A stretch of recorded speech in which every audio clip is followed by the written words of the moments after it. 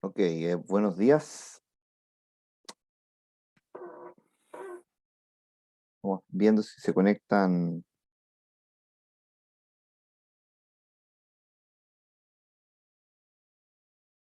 Están conectando al audio. Un par de alumnos, esperemos que sí sea. Ya, a ver,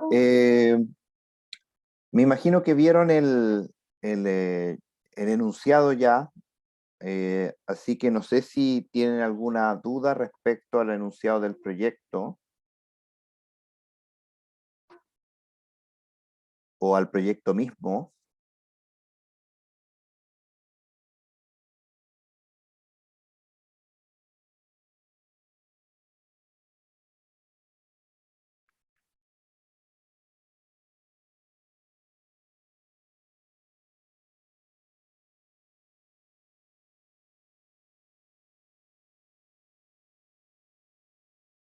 ¿No?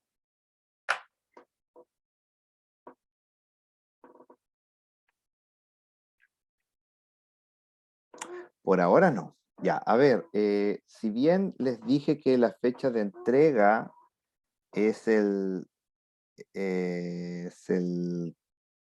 3 de enero, yo preferiría que mientras antes lo entreguen es mejor. ¿Por qué? Porque también falta el proyecto 2 y el proyecto 2 no quiero que se les eh, conjugue con el proyecto 1, porque claramente el proyecto 2 espero el enunciado darlo antes de Navidad. Idealmente, si es que vamos bien, deberíamos tener el certamen 2 antes de Navidad también. Sí, sí, lamentablemente tuvimos que... la verdad es que nos atrasamos harto con el certamen 1, pero bueno, había harta cosa que tocar y aquí también hay harta cosa interesante de la cual hablar.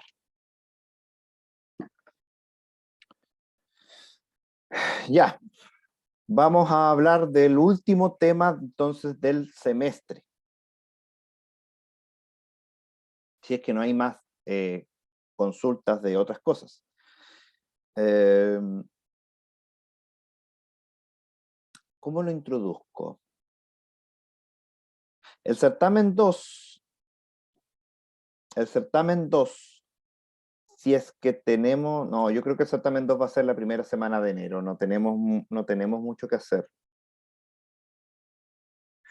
Quisiera con toda mi alma que fuera antes de Navidad, pero creo que no, o sea, podría apurarlo para que fuera antes de Navidad, podría ser, pero no sé. Miren, el 17, el viernes 17 les confirmo si el certamen es o bien justo antes de Navidad o bien después de Navidad. Esas son las dos fechas tentativas. O sea, después de Navidad, después de Año Nuevo. ¿Ya?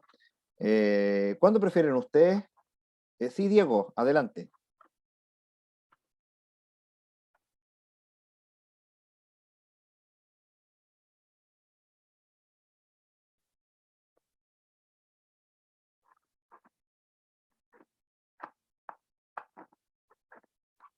No, ¿saben que el certamen va a ser el 23?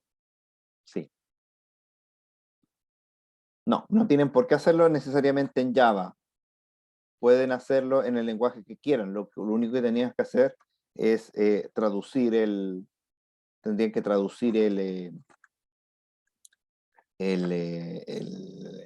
archivo, el tablero.java, tienen que traducirlo ustedes mismos a C++, o Python o lo que ustedes quieren hacer. pero tiene que ser una traducción uno a uno, lo voy a revisar. Eso sí que lo voy a, ese código sí que lo revisaría. En todo caso, la traducción uno a uno no es difícil. A ver, ya, si ustedes dicen que tienen el certamen el 23, es que igual puedo hacerlo, por ejemplo, el 21. Ustedes saben que tienen, yo les doy varios días para que lo puedan resolver, entonces. Yo no he evaluado nada respecto a, no he evaluado nada respecto a los métodos. Entonces, igual podemos evaluar los métodos de estos Voraz y todo ello, junto con lo que alcancemos a pasar hoy día, el 16 y el 17. Y ya dejaríamos para como proyecto final lo que nos alcancemos a hablar el 23 y el 24. ¿Ya?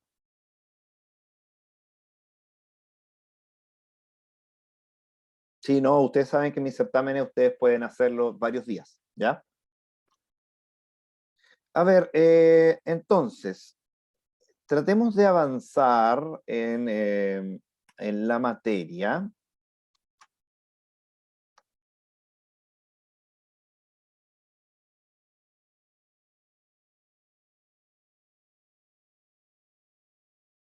Sí, inevitablemente van a estar llenos de certámenes, así que yo creo que ahí no hay mucho que hacer. A ver, hasta hoy día hemos visto maneras de abordar problemas y tratar de resolverlo lo más óptimamente posible. Y nosotros podemos analizar un algoritmo en particular, pero también hablamos de problemas, más que algoritmos. Entonces, hay varias preguntas.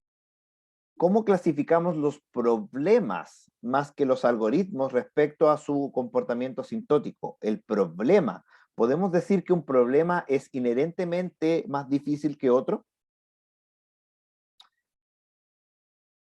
Entonces, entonces,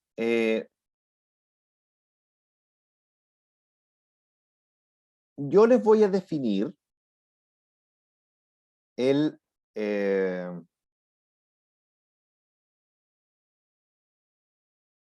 el conjunto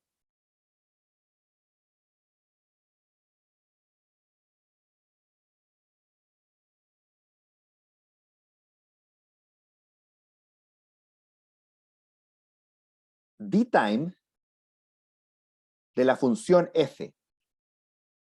Y este conjunto lo voy a definir como los problemas P, tal que existe un software M, tal que M resuelve P en O de Fn pasos.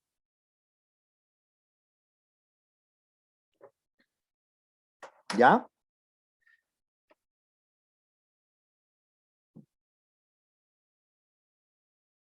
Quizá debería aquí apoyarme de la PPT. Quizá es más óptimo porque no tengo que escribir tanta fórmula. A ver, déjenme ubicar la PPT.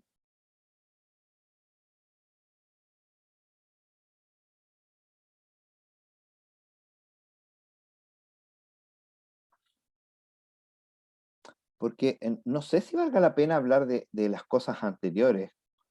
Ah, esta es la introducción. Eh,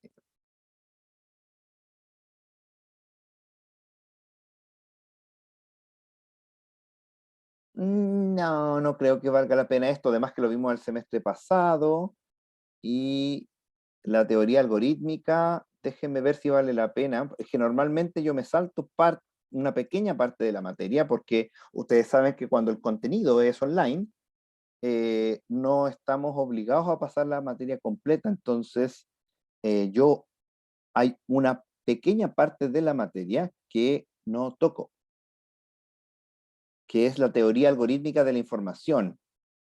Y básicamente es historia y la complejidad de Kolmogorov. Y creo que no vale la pena. No, creo que no. No voy a hablar de ello. Definitivamente no. Eso es anexo. Así que vamos directamente con clases de complejidad, ¿ya? Entonces, me voy a ayudar de la PPT porque están escritas las fórmulas ya, ¿ok? Si quieren ver que lo hago de la nada en pizarra, está el video de YouTube en todo caso, ¿ya? Nosotros hemos clasificado los algoritmos según su uso de recurso temporal y espacial. Obviamente en comportamiento asintótico, ¿ya? Entonces, lo que nosotros queremos es, en vez de clasificar el algoritmo en sí mismo, es clasificar el problema, porque recordemos que en el último tiempo lo que hemos hecho es, dado las características del problema, nosotros podemos aplicar algoritmos más eficientes. Por lo tanto, debería ser lógico que el problema en sí mismo tenga una complejidad asociada. Entonces, efectivamente, yo defino el conjunto DTime de FDN como el conjunto de problemas T, tal que existe M, máquina de Turing determinista, tal que M resuelve P en tiempo O de FDN. Nosotros ya vimos máquinas de Turing deterministas, pero como sabemos, la máquina de Turing universal es un computador en sí mismo.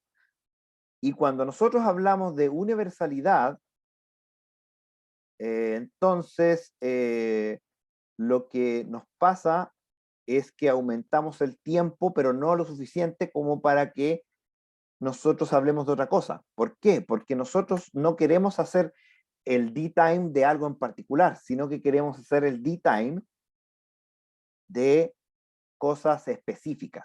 Por ejemplo, voy a definir el conjunto P. ¿Han escuchado del conjunto P? El famoso P versus NP. ¿Han escuchado algo de eso? Sí, ¿verdad? Algo les suena.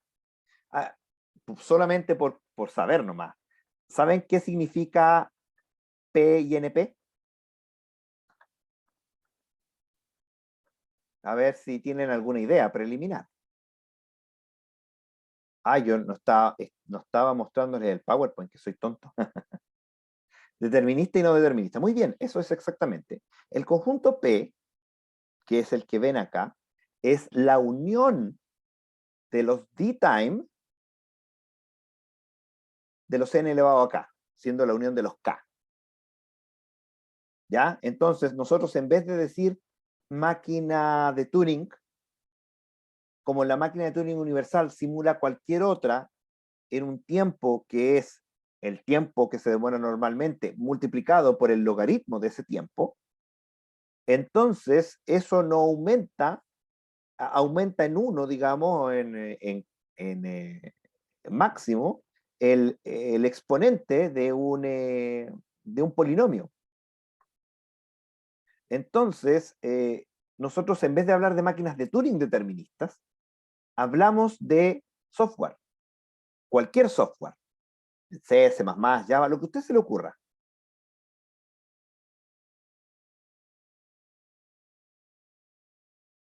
Lo mismo si ocupamos múltiples cintas, da lo mismo. Por eso es que yo digo y se define que el conjunto P es aquel conjunto de problemas que cualquier software, existe un software cualquiera, máquina de Turing, programa, lo que sea, es capaz de resolverlo en tiempo polinomial. ¿Ya?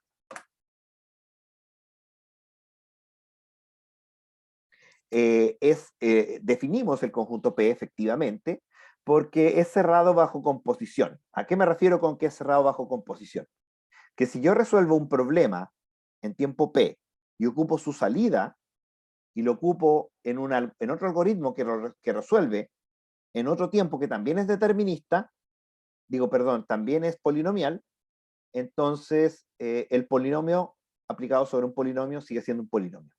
A eso se refiere con cerrado bajo composición. Los problemas en P son varios y varios conocidos. Por ejemplo, búsqueda binaria es P, la programación lineal está en P, el ordenamiento está en P, el camino más corto está en P. Aunque búsqueda binaria, a ver, ¿cuánto tiempo demora búsqueda binaria?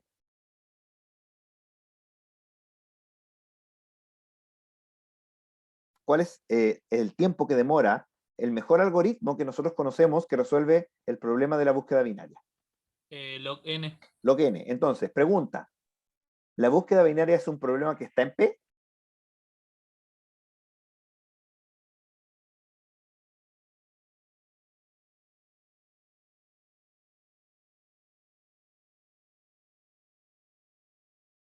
Sí. ¿Por qué?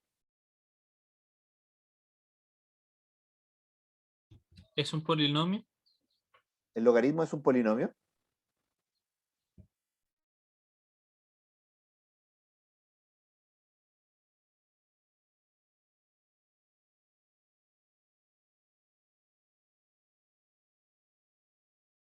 ¿El logaritmo es un polinomio? Creo que no, pero el tiempo medio sí es un polinomio. No, el tiempo medio es logarítmico de la búsqueda binaria. Igual que el peor caso. El tiempo de búsqueda de la búsqueda binaria es logarítmico. Entonces, la pregunta ¿es la búsqueda binaria un problema P?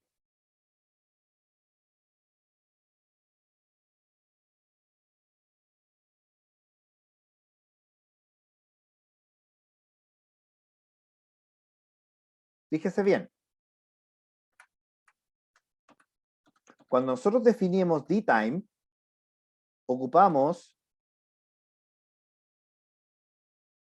la notación O, no la notación teta. La notación O nos habla de que es acotado por arriba, ¿se acuerda? Vuelvo a preguntar. Si la búsqueda binaria demora tiempo logarítmico, ¿es la búsqueda binaria un problema en P?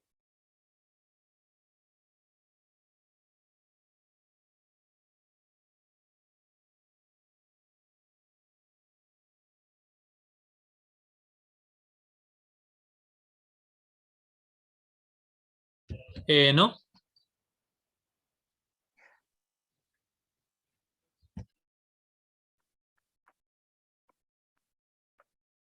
¿Eso es cierto o es falso?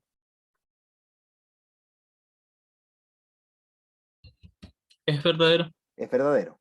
Entonces, si el logaritmo es acotado por arriba por un polinomio y los problemas P son aquellos que el tiempo que demora en resolver el problema es acotado por arriba por un polinomio. Por lo tanto, el problema de búsqueda binaria ¿pertenece o no pertenece a un problema P? ¿Es un problema P, sí o no? Sí, porque es acotado por un polinomio. Exacto, es acotado por arriba por un polinomio. Eso es lo que nos interesa, ¿ya? Para que nos quede totalmente claro. Ya. Nosotros podemos adicionalmente considerar problemas más grandes, más complejos. Vamos a definir el conjunto X-time. X-time es un conjunto que es mayor a P.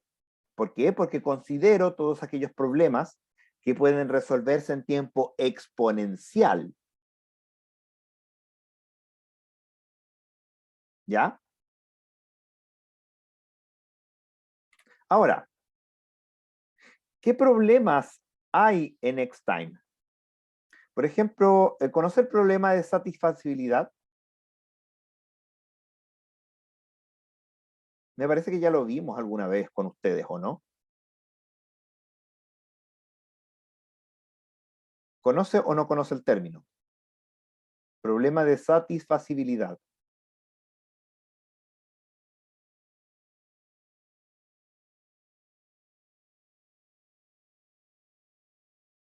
¿No le suena? Ya.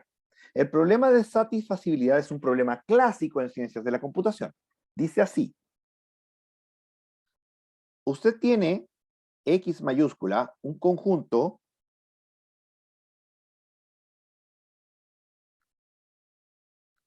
de variables, ¿ya? Y tiene f que se aplica sobre x, que es una fórmula booleana. Por ejemplo, x1 o x2 o no x3. Y no x4 o no x1. Y x1 o x3 o x5. Ahí tiene, por ejemplo, ese problema. El problema de satisfacibilidad nos dice que dada f, existe la asignación de verdad x, ojo, aquí xy pertenece al dominio 0, 1. Hay una asignación de verdad 0 siendo falso, 1 siendo verdadero, tal que la función f es verdadera. Si existe, se llama a la fórmula x satisfacible. No sé si se acordará de cuando pasó usted esto debieron haberlo pasado en álgebra, creo. La fórmula es contradictoria, tautología o satisfacible. Contradictoria quiere decir que siempre es falsa independiente de la asignación de verdad. Tautología es que siempre es verdadera independiente de la asignación de verdad. Satisfacible significa que hay asignaciones de verdad que hacen el problema falso y hay asignaciones de verdad que hacen el problema verdadero. Por ejemplo, la fórmula que nosotros tenemos acá, si x1 es verdadero y x4 es falso, eso nos implica que f de x es verdadero. Porque si x1 es verdadero, verdadero o cualquier cosa es verdadero, así que esta es verdadera. Y si x4 es falso, no x4 es verdadero, por lo tanto esto es verdadero. Y de nuevo tenemos aquí, de nuevo x1, si x1 es verdadero o cualquier cosa es verdadero. Así que tenemos verdadero y verdadero y verdadero. La fórmula A es satisfacible. ¿Ya? ¿Se entiende el problema de satisfacibilidad?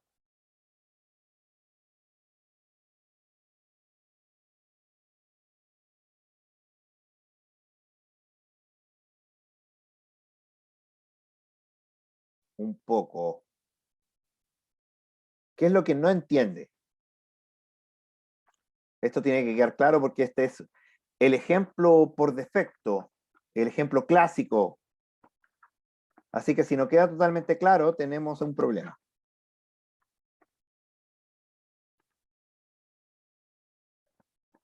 ¿Qué es lo que no le queda claro del problema de satisfacibilidad?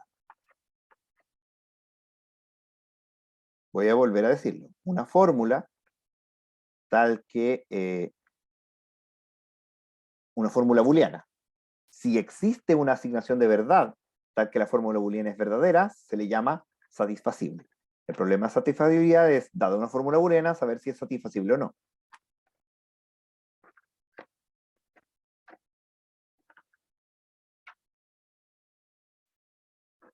Ya. Voy a asumir de que se entendió, ¿ok? Ahora, un problema, el problema de satisfacibilidad se le puede poner un apellido. Por ejemplo, el problema de 3 satisfacibilidad, el problema de 2 satisfacibilidad, el problema de 4 satisfacibilidad.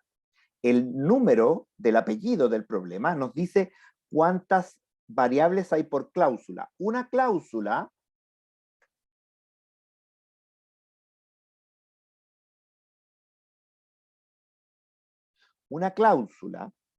es variables separadas por O. Y una fórmula booleana puede escribirse con cláusulas separadas por is. ¿Ya? No, la tautología, Benjamín, ocurre cuando tenemos, independiente de lo que nosotros pongamos, siempre es verdadero. Por ejemplo,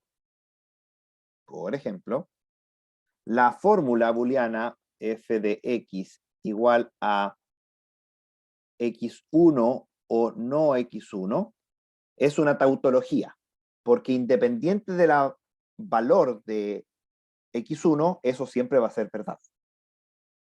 Eso es una tautología. ¿Ya?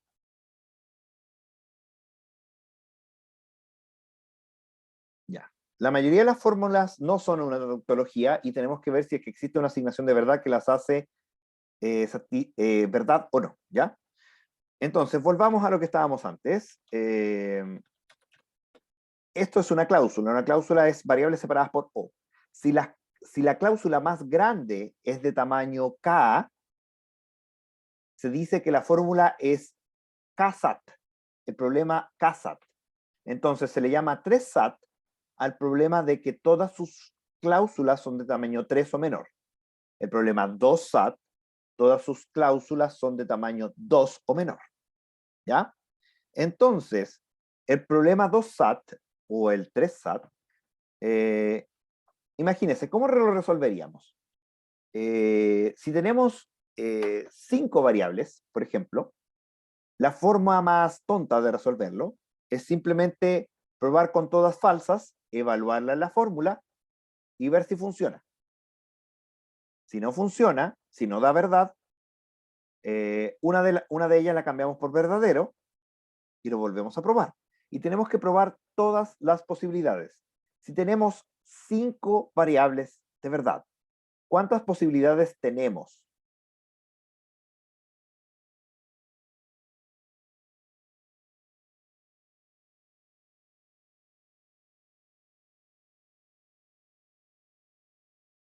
Todas falsas, exactamente, 2 elevado a 5.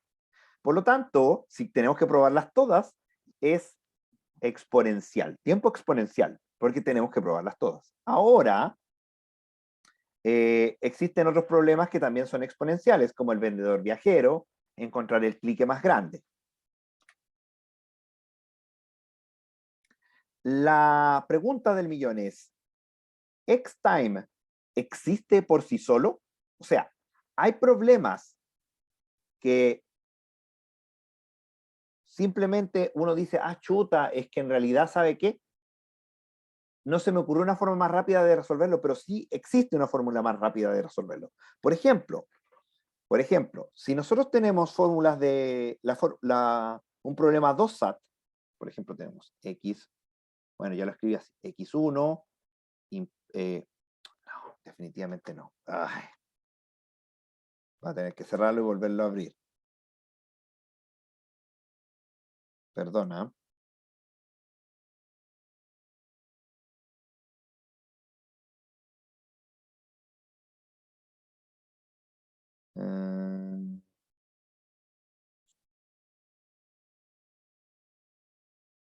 Ya, ahora sí.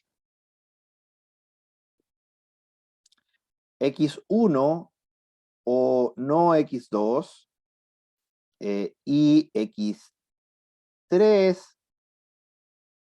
o X2, etcétera, etcétera. Todas son 2SAT, o sea, 2 variables por cláusula. Y tenemos, etcétera, etcétera. Ahora, fíjense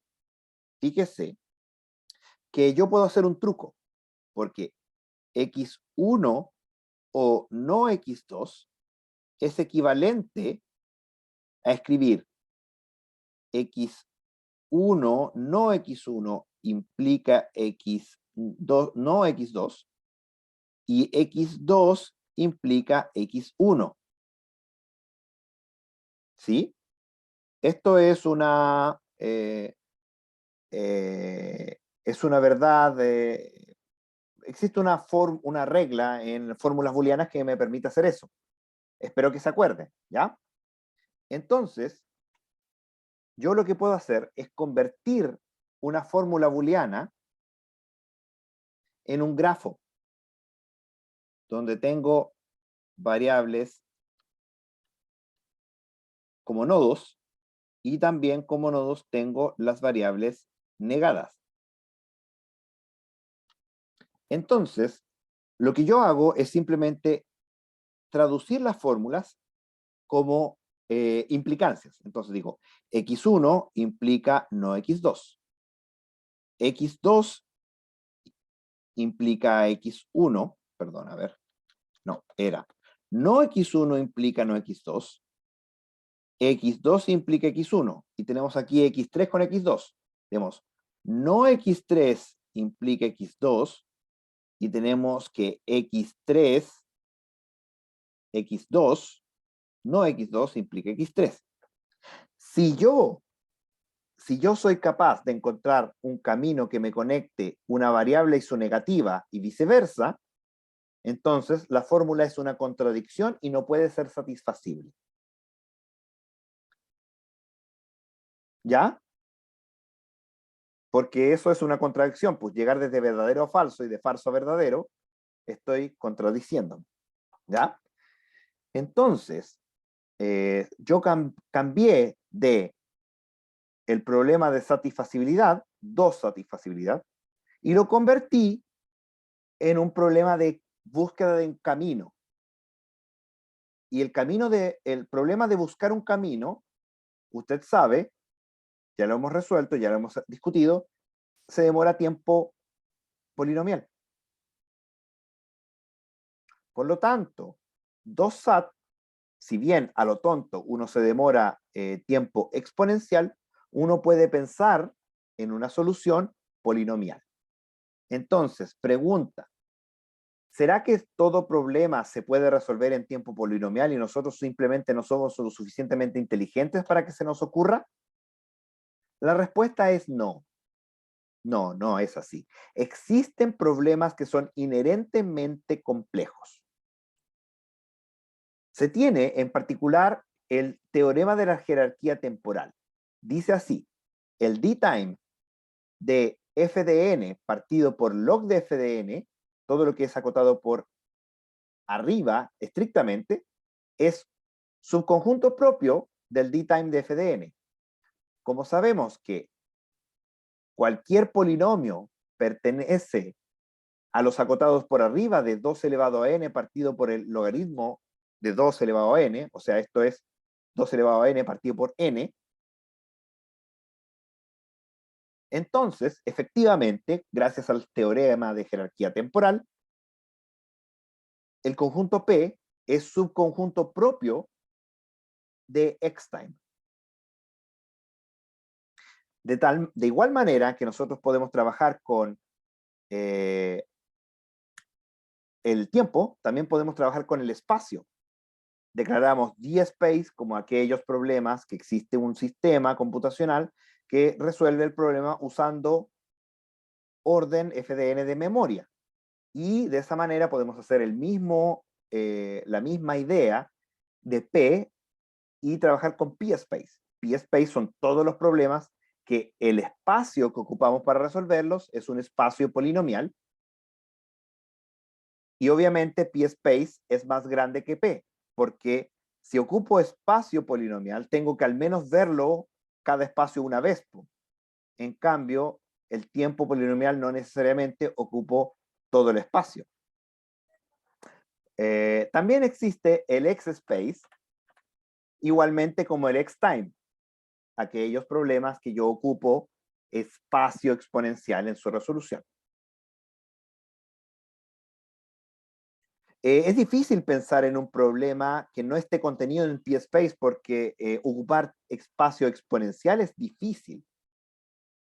Pero, por ejemplo, el problema de, dadas dos expresiones regulares, ellas representan el mismo lenguaje, es un problema X-space. Necesitamos espacio exponencial para resolver el problema. También tenemos un teorema de jerarquía espacial.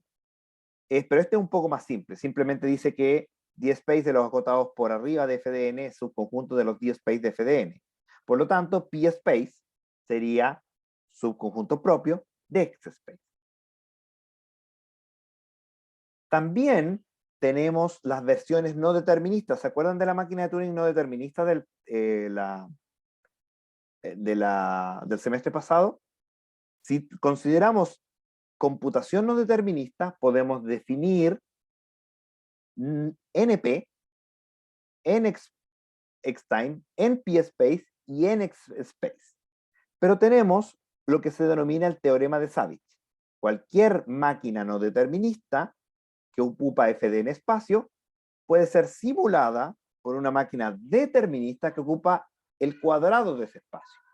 Dado eso, nosotros tenemos que PSpace es igual a NPSpace, porque si ocupo espacio polinomial, simplemente en el otro ocupo espacio cuadrático polinomial, y el cuadrado de un polinomio es un polinomio.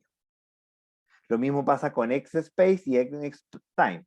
Sabemos por el teorema de jerarquía espacial que P es subconjunto propio de XTime y PSpace es un subconjunto propio de XSpace, dado el teorema de jerarquía espacial. Y tenemos entonces lo siguiente. Espacio logarítmico no determinístico es subconjunto de los problemas en P. P es subconjunto de los problemas NP. NP es subconjunto de PSpace. PSpace es subconjunto de XTime y XTime es subconjunto de XSpace. Sin embargo, como P es un subconjunto propio de XTime y entonces este o este son subconjuntos propios, alguno de ellos. Aquí no son todos iguales. ¿Cuál es subconjunto propio y cuáles son iguales? No sabemos. Y aquí entonces viene efectivamente el problema del $1.000.000. ¿Es P y NP iguales o no? ¿Es P subconjunto propio de NP o P es igual a NP?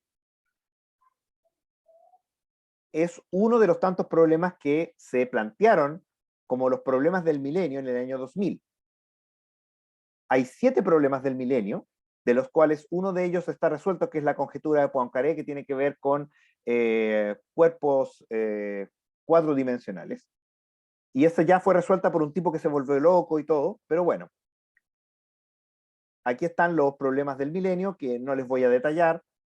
Nosotros el problema número 2, el problema número 1 ya fue resuelta por el matemático Perelman, que no aceptó el premio, ni aceptó la medalla Fields, que es como el premio Nobel de los matemáticos, y vive en la pobreza con su abuela porque, no sé, se aburrió, dijo que no quería ser un mono de circo para los cientistas matemáticos.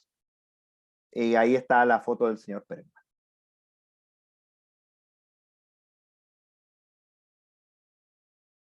Si tuviera más tiempo, les contaría la historia del señor Perelman, quizás se los cuente la próxima semana, pero este formato de 40 minutos me deja bien amarrado, así que no tengo el tiempo como para hacer herramientas discursivas. Pero lo importante es que definimos el conjunto P, NP y todos los demás.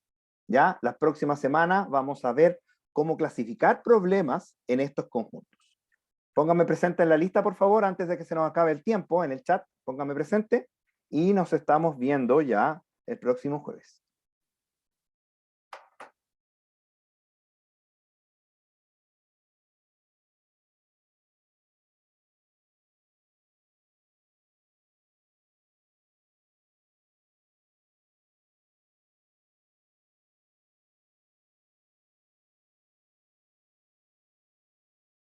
Cuídense, pasen un buen fin de semana.